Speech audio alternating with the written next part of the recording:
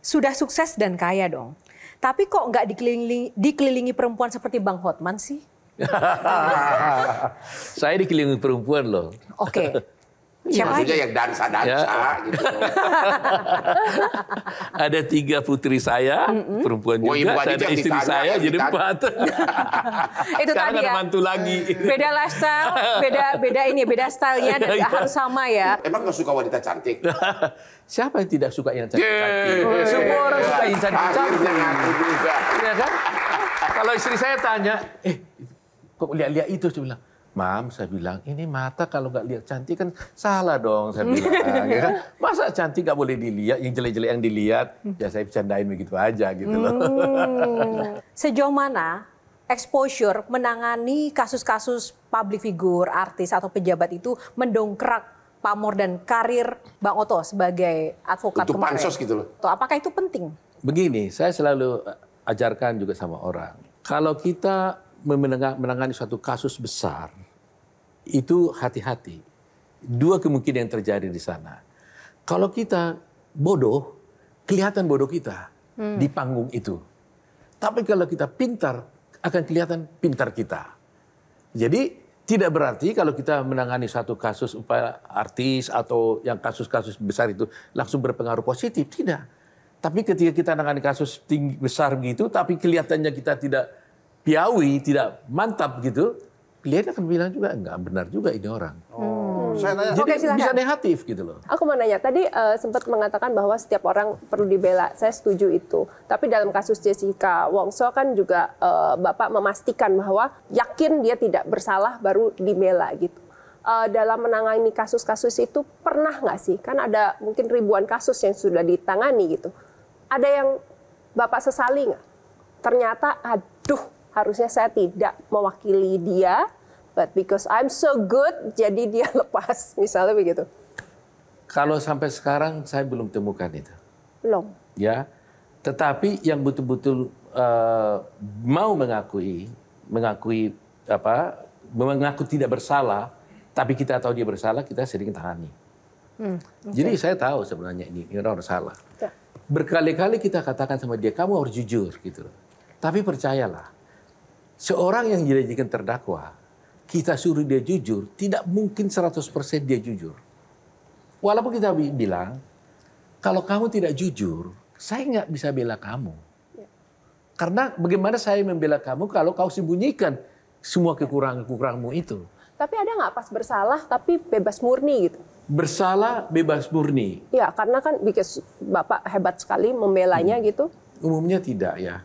Karena kalau memang dia tidak bersalah, umumnya tetap dihukum. Seperti waktu kasusnya Jessica, itu hampir 80% nggak ada yang terima bahwa saya itu membela Jessica itu.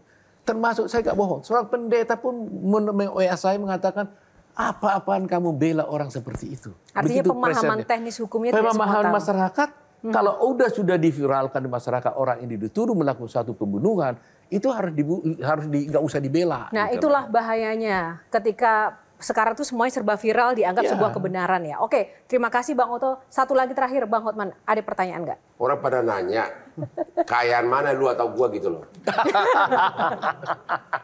Ini usil nih yang 2 ini. Yang jauh harus entry nih. Jujur, Bang Otto. Bagaimana kita bisa mengukur dalamnya laut? Iya kan? Tapi kan itu kan hati yang nggak bisa Tapi terukur. kenyataan. Tapi kalau kekayaan bisa dihitung. Rumah kami berdekatan, sama-sama mewah, di daerah paling mahal di Kelapa Gading.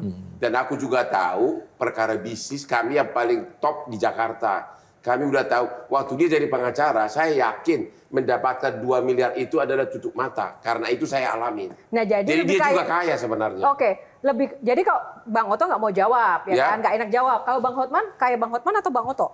Ya bagaimana gua tahu? Tapi gua udah kaya memang benar. Oke, baik. Terima kasih. Aduh, masih banyak sekali pertanyaan sebenarnya yang ingin kita sampaikan. Satu lagi terakhir dari saya, Bang Otto, ke depan ini capaiannya apa sih dalam sisi karir? Saya sebenarnya nggak terlalu ada lagi pikiran yang lain. Karena saya sudah betul-betul sudah masuk di pemerintahan ini, saya kira saya hanya di situ saja. Jadi Saya nggak pernah mikir mau jadi ini lagi, jadi ini lagi. Kalau saya sekarang ini saya belajar bilang sama anak, apa lagi yang mau saya cari? Closing statement dari Bang Oto untuk para panelis dan pesan untuk anak muda di luar sana, Bang. Untuk para anak muda, mahasiswa yang orang pengen jadi hukum, jangan lihat apa yang sekarang kami dapatkan ini. Ya, ini suatu memang berkat Tuhan pada kami dengan Pak Hotman.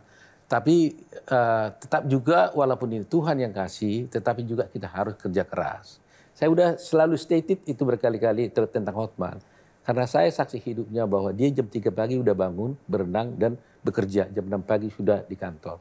Maksud saya bahwa hendaknya lah Anda sungguh-sungguh mau belajar untuk bisa menjadi seorang sukses. Jangan langsung lompat pikir seperti ini. Khawatir kalau kalian pikir sukses ini adalah karena memang begitu saja, saya khawatir Anda salah jalan gitu loh. Menghalalkan segala cara untuk mendapatkan itu. Padahal semuanya harus dirintis dari bawah. Nah, semuanya harus dirintis dari bawah. Sedikit aja, Bang. Berarti Abang nggak setuju ya kalau ada sesuatu yang instan, jabatan, posisi? Bisa saja ada orang tiba-tiba dapat instan, tapi harus dia belajar untuk cepat-cepat menyadari jangan sampai dia rapuh gitu loh. Ya, setuju nggak tentang ada ordal dalam suatu posisi jabatan pemerintahan misalnya? Ya, tidak bisa dihilangkan hal itu, tidak bisa dipungkiri. Tapi kalau ada orang seperti itu, harus cepat dia berbenah diri. Harus cepat berbenah diri, menunjukkan dirinya bahwa dia harus juga mematangkan dirinya. Karena pengalaman itu susah diraih dengan suatu pelajaran di sekolah kan gitu. Jadi pengalaman bagaimana kita orientasikan dalam suatu saat tertentu. Jadi harus dibina. Kalau kita tidak pernah berkata cukup, maka kita tidak akan mungkin bahagia. Tidak pernah bahagia. Selama kita tidak pernah berkata cukup, kebahagiaan tidak akan datang pada kita. Wow. Bang Oto Hasibuan, terima kasih untuk waktunya berbincang bersama Q&A malam ini. Terima kasih untuk Bang Hotman, Kak Olga, Bang Hendri. Tepuk tangan untuk para bintang tamu yang luar biasa, teman-teman mahasiswa.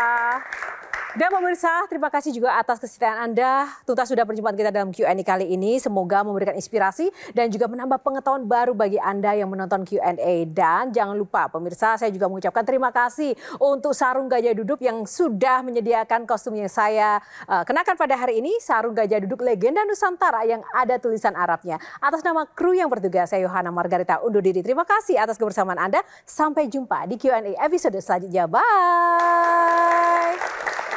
Terima kasih, Bang.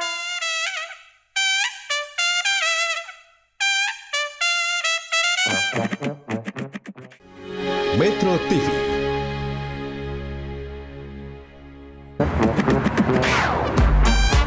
Q&A, karena setiap pertanyaan selalu ada jawaban.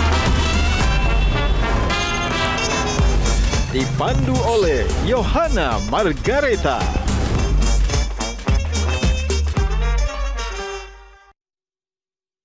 Dipersembahkan oleh Jelajahi cara baru mendapatkan informasi. Download Metro TV Extend sekarang.